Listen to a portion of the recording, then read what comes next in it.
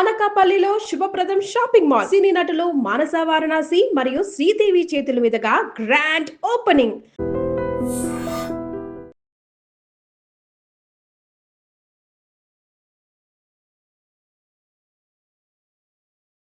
Complete proof provide చేశారు. వాళ్ళే వచ్చారు, వాళ్ళు చెప్పారు మేము కూడా వస్తాం ఇన్వెస్టిగేషన్. ఏం చేశారు? ఏం చేయలేదు. ఫస్ట్ వాళ్ళు నిరాకరించారు. వాళ్ళు చెప్పారు దేవర్ నాట్ పాకిస్తానీస్ అని చెప్పారు. తర్వాత అంగీకరించారు because Kasab was in custody. So మన ఒక మార్పు ఆ సినిమాలో దురందర్లో ఇదే చూపిస్తున్నారు. ఆ మార్పు మోదీ గారు ఫేమస్ డైలాగ్ ఒకటి ఉంది కదా, ఘర్ మే ఘుస్కే మారేంగే, ఏ నయా భారత్ హై, ఘర్ మే ఘుస్కే. దాని తర్వాత మనం ఇంకో సీన్ ఐ థింక్ మన ప్రేక్షకులు కూడా అప్రిషియేట్ చేస్తారు. Of course we should never give away the spoiler. దాంట్లో బడా సాహెబ్ అని చెప్పే ఒక రోల్ ఉంది. ఆయన పేరు మనం చెప్పకూడదు, ఎందుకంటే ఆ సస్పెన్స్గా ఉండియండి ఆ బడా సాహెబ్ ఎవరు అనేది. కానీ మోర్ ఇంపార్టెంట్, దాంట్లో మాట్లాడుతూ మనకు తెలిసిందే పార్ట్ 1లో కూడా చూపించారు వీళ్ళు ప్రింట్ చేసే కరెన్సీ నోట్స్ గురించి. పెద్ద ఒక స్టోరీ ఉంది దానికి. చిదంబరం అండ్ వాళ్ళ కొడుకు కూడా దాంట్లో ఇన్వాల్వ్ ఉన్నారని చెప్పి పార్ట్ 1లో చేశారు. తర్వాత పార్లమెంట్లో కూడా అడ్మిట్ చేశారు దట్ ఆ ప్లేట్లు ఆ ప్రింటింగ్ ప్రెస్ మొత్తం అమ్మింది పాకిస్తాన్కి వెళ్ళిపోయిన తర్వాత వాళ్ళు దాంట్లో 500 నోట్లు 1000 రూపాయల నోట్లు ప్రింట్ చేయడం మొదలుపెట్టిండు, ఫేక్ నోట్స్. అది నేపాల్ వయా ఇండియాలో ఎంటర్ అవుతుంది, ఒకటి కేరళ నుంచి కూడా ఎంటర్ అవుతుంది. అప్పుడు అది కూడా చాలా మటుకు పార్ట్ 1లో చూపించారు, పార్ట్ 2 చూపించారు. కానీ పార్ట్ 1లో చూపించింది కాదు, పార్ట్ 2 చూపించింది. అంటే వీళ్ళు ఆల్మోస్ట్ 60,000 కోట్లు ప్రింట్ చేసి యూపీ ఎలక్షన్స్కి వాడుకోవడానికి తీసుకొచ్చిన టైంలో మోదీ గారు డిమానిటైజేషన్ అనౌన్స్ చేస్తారు. అది మాస్టర్ స్ట్రోక్ అనేది. ఆ టైంలో మనం చాలామంది దాని గురించి ఎందుకు డిమానిటైజేషన్, ఎందుకు ఈ 500 నోట్లే, ఎందుకు 1000 రూపాయల నోట్ తీశారు మోదీ గారు, మిగతా ఏం తీయలేదు ఎందుకు, కొత్త నోట్లు ఇంట్రడ్యూస్ చేసి పాత తీయొచ్చు కదా అని చెప్పారు. It was a sudden decision. నాకు ఈ రోజు కూడా గుర్తుంది. I was flying from Delhi, దేనో ఒక మీటింగ్కి వెళ్ళాను ఢిల్లీకి. వస్తున్నప్పుడు ఎయిర్పోర్ట్లో దిగి I was waiting to collect my luggage. అప్పుడు నా దగ్గర డబ్బులు ఎక్కువ లేకుండే టాక్సీకి నా క్యాబ్కి ఇవ్వడానికి. సో నేనేం చేశానంటే అక్కడ ఏటీఎం ఉంది ఒకటి పక్కనే, పాత కంట్రోల్ సిస్టమ్ ఉంటుంది, అది ఇప్పుడు మార్చారు మొత్తం బ్యాగేజ్ రిట్రీవల్ అంతా. అక్కడ కోటక్ వాళ్ళకి అనుకుంటా ఏటీఎం, అక్కడ వెళ్ళి విత్డ్రా చేశాను. I withdrew 20,000 rupees. విత్డ్రా చేసి moment the receipt came out, మా ఫోన్లో ఒక మెసేజ్ వచ్చింది. నేను అనుకున్నాను అది బ్యాలెన్స్ ఎంత ఉందో చెప్పడానికి. చూస్తే 1000 rupees and 500 rupees note withdraw prime minister Modi exactly 8 o'clock in the night. నా దగ్గర ఉన్న మొత్తం 500 నోట్లు. So anyway I got it exchange, data bank వెళ్ళి ఎక్స్చేంజ్ చేసుకున్నాను. కానీ స్టోరీ ఏంటంటే మన ప్రజలకు కూడా ఆ రోజు చాలామంది దీని గురించి స్టోరీలు రాశారు. రాహుల్ గాంధీ చెప్పారు, లైన్లో నిలబడి చాలామంది చనిపోయారు, వాళ్ళ డబ్బులు రాలేదు. తిరుమలలో మనం చూసాం 400 కోట్లు ఇప్పుడు కూడా పడి ఉన్నాయి పాత నోట్లు. RBI has refuse to exchange it. మా ఊర్లో ఉన్న ఒక బ్యాంక్లో, మా విలేజ్లో ఉన్న ఒక బ్యాంక్లోనే దొరికింది వీళ్ళకు ఆల్మోస్ట్ 250 కోట్లు fake notes or 500 rupee notes. Exchange చేయలేకపోయారు వాళ్ళది. సో చాలా మటుకు ఇట్లాంటి ఇన్సిడెంట్స్ కనెక్ట్ చేయవచ్చు మనం ఈ సినిమాలో. ఐ థింక్ దాట్ ఈస్ ఆ రియలిజమే పాసిబ్లీ ఈ ఆడియన్స్ని థియేటర్కి తీసుకొస్తున్నారు. కాకుండా ఇదంతా రియలిజం అనుకున్నప్పుడు డిఫరెంట్గా ఎక్కడెక్కడో ఏదో డిఫరెంట్ ఆ ప్లేసుల్లో ఆయన అన్నీ కలుపుకొని అదంతా ధురంధరే చేశారు, అన్నింటినీ చేయించింది సన్యాల్ సాబ్ చేయించారు అన్నట్టుగా చూపించడం. నిజంగా ధురంధర్ అనే క్యారెక్టర్ ఎగ్జిస్టెన్స్లో ఉండిందా? ధురంధరే ఇవన్నీ చేశాడా? దానికి సర్జికల్ స్ట్రైక్ కావచ్చు, లేకుంటే ముంబై బాంబ్ బ్లాస్ట్లు కావచ్చు, 60,000 కోట్ల బ్లాక్ మనీ కావచ్చు, ఆ తర్వాత ఈ వరుస ఇన్సిడెంట్స్ ఘర్ మే ఘుస్కే మారేంగే, వీటన్నిటికీ అక్కడుండి ఆయన చేశాడో, ఆయన ఇచ్చినటువంటి స్పై నిఘాతో వచ్చినటువంటి సమాచారాన్ని రిలేట్ చేసుకునే జరిగింది అనేది. అజిత్ దోవల్ గారి లైఫ్ హిస్టరీ చాలా మటుకు ఛానల్స్లో ఉన్నాయి. ఇప్పుడు కొన్ని పుస్తకాల్లో కూడా వచ్చినాయి ఆయన లైఫ్ హిస్టరీ. ఆయన ఇప్పుడు రాయలేదు కానీ నేను మాట్లాడారు ఆయన కొన్ని సందర్భాల్లో. He is from Garhwal, usually Garhwal UP నుంచి. కానీ ఈ was Kerala cadre IPS officer.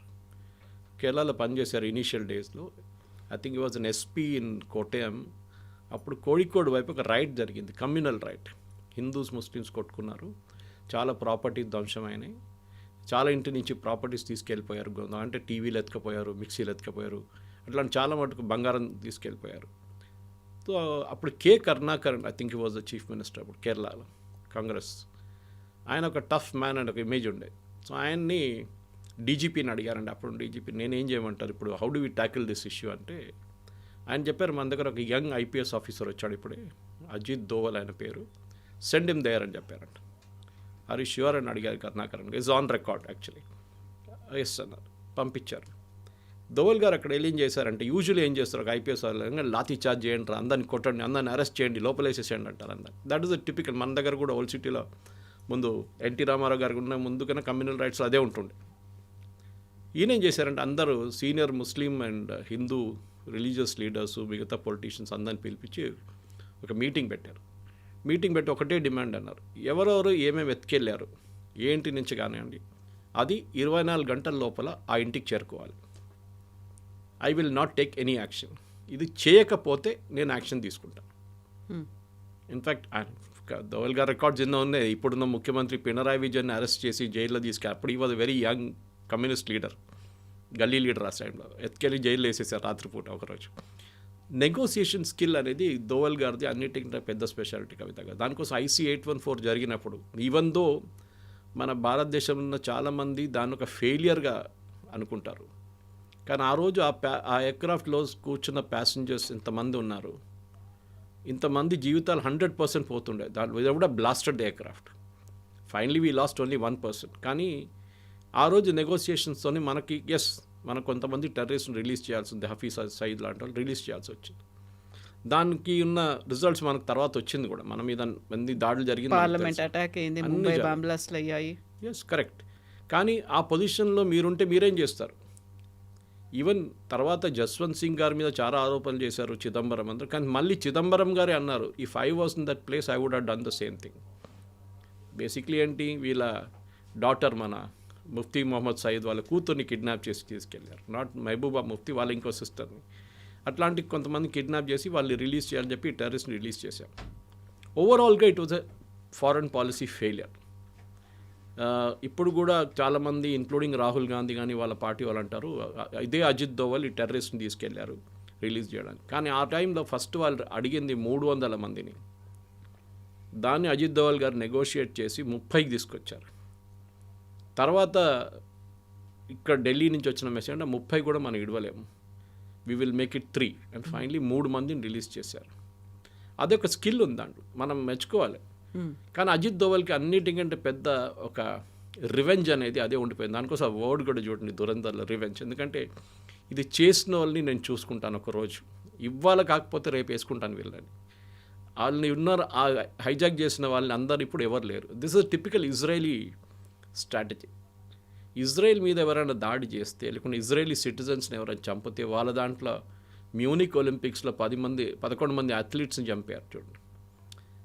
ఆ మ్యూనిక్ ఒలింపిక్స్ చంపిన అథ్లీట్స్లో I think they was 8 terrorist, if I'm not mistaken, 8 or 9. 9 మందిని కూడా ఇజ్రాయెల్ చంపారు. The last fellow was killed about 15 years after the incident. 1972లో జరిగింది. దీని తర్వాత 15 years తర్వాత లాస్ట్ ఒకడు బ్రెజిలియన్ రెయిన్ ఫారెస్ట్ లోపల దొరికింది, అక్కడ వెళ్ళి చంపారు వీళ్ళు ఇజ్రాయలీస్. సో మన దగ్గర కూడా అది ఉండాలి. సో ఎందుకంటే ఒక భయం అనేది దీనికన్నా ముందు లేకుండే, దట్ మనం పాకిస్తాన్లో ఉన్నాం, we are pretty safe, nothing will happen to us అనేది సినిమాలు చూపిస్తారు, అది కాదు. సో అజిత్ దోవల్ గారిది రోల్ ఏముందంటే చాలామందికి తెలిసి ఉండొచ్చు, బహుశా మన ప్రేక్షకులు కూడా. అజిత్ దోవల్ గారు 6 సంవత్సరాలు పాకిస్తాన్లో ఉన్నారు స్పై లాగా. సో చాలామంది అంటారు ఇదే దురంధర అంటారు, పాసిబ్లీ.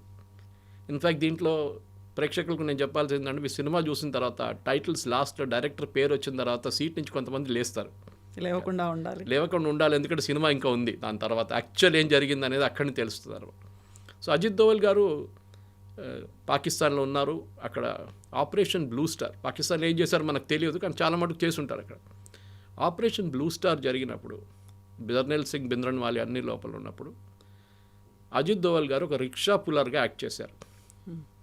6 వారాలు ఈ రిక్షాలో సరుకులు తీసుకెళ్తుండే గోల్డెన్ టెంపుల్ లోపలికి, అకాల్ పక్కన వాళ్ళ గురుద్వారా పక్కన నుంచి. వీళ్ళందరినీ ఆయన ఈ ఒక రెగ్యులర్ మెంబర్ అయిపోయారు వాళ్ళ లోపల ఉన్న టెర్రరిస్ట్ వాళ్ళతో. వాళ్ళకి ఫుడ్ తీసుకెళ్ళడము, వాళ్ళకి రైస్, ఫైర్వుడ్ అన్నీ తీసుకెళ్తుండే. ఎవరికి తెలియదు ఈయన ఈ అజిత్ దోవల్ అని ఆ టైంలో. అఫ్కోర్స్ అంత పాపులర్ లేకుండా, అంత పెద్ద పేరు కాదు ఆ టైంలో. కానీ బయటకు వచ్చి జనరల్ కృష్ణ సుందర్జీ కానివ్వండి, మిగతా ఆర్మీ ఆఫీషియల్స్కి మొత్తం ఇన్ఫర్మేషన్ ఇచ్చిందంతా అజిత్ దోవలే దాంట్లో. అండ్ హైలీ రిస్కీ, పట్టుకుంటే వాళ్ళు అంతే finish, they would have killed him. ఇంకోటి చాలా ఇంపార్టెంట్ థింగ్, ఎందుకంటే దురంధర్లో ఇదంతా చూపారు, కానీ అజిత్ దోవల్ గారి రోల్ ఇంకోటి సిక్కింలో ఉండే. సిక్కిం లైక్ భూటాన్ ఒక ఇండిపెండెంట్ కంట్రీ ఉండే ఆ టైంలో. కానీ మన దగ్గర భూటాన్ లాగానే వాళ్ళ డిఫెన్స్ అండ్ కమ్యూనికేషన్స్ మనం చూసుకుంటాం. ఇప్పుడు భూటాన్ కూడా అంతే. భూటానీస్ ఆర్మీ అనేది ఒక చాలా చిన్నది, మొత్తం వాళ్ళ ఆర్మీ మొత్తం మనమే చూసుకుంటాం. ఇన్ఫ్యాక్ట్ డోక్లాం అని మాట్లాడతాం చూడండి, మనం చైనాతో Doklam is actually in Bhutan. And మన ఆర్మీతోనే అక్కడ గొడవ జరిగింది అప్పుడు కూడా చైనీస్కి. భూటానీస్ ఆర్మీ కాదు అక్కడ. సిక్కింలో అక్కడ ఒక మొనార్కీ ఉండే ముందు, ఇప్పుడు భూటాన్లో ఉన్నట్లు. కానీ భూటాన్లో ఉన్నంత డెమోక్రటిక్ కాదు, వాళ్ళకు చాలా కరప్ట్. అండ్ అక్కడ ఒక సిఐఏ యాంగిల్ ఉండే, ఎందుకంటే ఆ టైంలో CIA wanted to tackle Tibet. Ajit Doval గారిని పంపించారు. One of his earliest assignments when he was a youngster పంపించి ఐబీ నుంచి ఆయన అక్కడ వెళ్ళి ఈ రాజులతో వ్యతిరేకంగా ప్రొటెస్ట్ చేస్తున్న వాళ్ళ దగ్గర మాట్లాడచ్చు. Is negotiating skill again. మాట్లాడి ఇంత గొడవ చేసి ఏం చేయలేరు మీరు, ఇన్స్టెడ్ ఆఫ్ మనం పని చేద్దాం, రాజు మీద ప్రెషర్ పెడదాం మొనార్కీ మీద టు డూ ఎ రెఫరెండం, అంటే ఓట్, మన ఇండియాతోనే వెళ్ళాలన్నా మనం ఇండిపెండెంట్గా ఉండాలన్నా. It was considered almost impossible. కానీ అజిత్ దోవల్ గారు అది కన్విన్స్ చేసి వాళ్ళని ఒక మూమెంట్ క్రియేట్ చేసి అక్కడ, and Sikkim became 22nd state in the Indian union ఆ టైంలో. అదొక పెద్ద, ఎందుకంటే ఆ సిక్కిం అనే మన చేతి నుంచి పోయి ఉంటే ఆ రోజు మనకి భూటాన్ పక్కన సిక్కిం ఈ రెండు మన చేతి నుంచి పోతుంది. సో అప్పుడు నాథులా పాస్ కానివ్వండి, మిగతా చైనీస్ వైపు ఉన్న క్రాసింగ్స్ అంతా we would have lost it forever. కానీ అదొక చాలా పెద్ద ఇది ఉండే.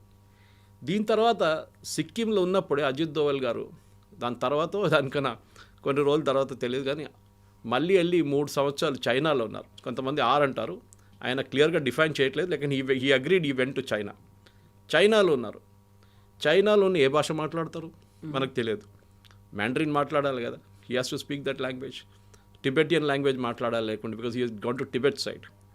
కానీ ఆ రోల్ చూడండి, ఇదంతా మనం హిస్టరీ చూపించినప్పుడు చాలామంది ఆదిత్య ధర్ని తిడుతున్నారు, మీరు కావాలని చెప్పి ఒక ప్రాపగండా సినిమా తీశారు, మోదీ గారు 2 సార్లు చూపించారు టీవీలో ఇక్కడ ఇన్సిడెంట్స్ నడుస్తున్నప్పుడు. కరెక్ట్, సినిమాటిక్ లిబర్టీ అనేది అందరికీ ఉంటుంది. మనం చెప్తా fiction, yes every movie is a fiction. ఈ దీంట్లో కూడా ఫిక్షన్ ఉంది డెఫినెట్గా. కొంతమంది అంటారు అదేనా డిమానిటైజేషన్ కాదు అంటారు. Okay, agreed with you on that point. Modi గారి గురించి పాకిస్తాన్లో కామెంట్ కొడుతున్నది, చాయ్వాలా ప్రధానమంత్రి బన్ గయా తుమ్ క్యా కర్ రహే తే అని చెప్పి పంజాబీలో లిబరల్ గాలీస్ ఉంటుంది అక్కడ కూడా. అది ప్రతి ఇన్సిడెంట్కి ఒక కనెక్షన్ ఉంటుంది. అండ్ మనం గుర్చుకూడదు, మన దాంట్లో was it Ravindra Nayak or some there is one spy who Ravindra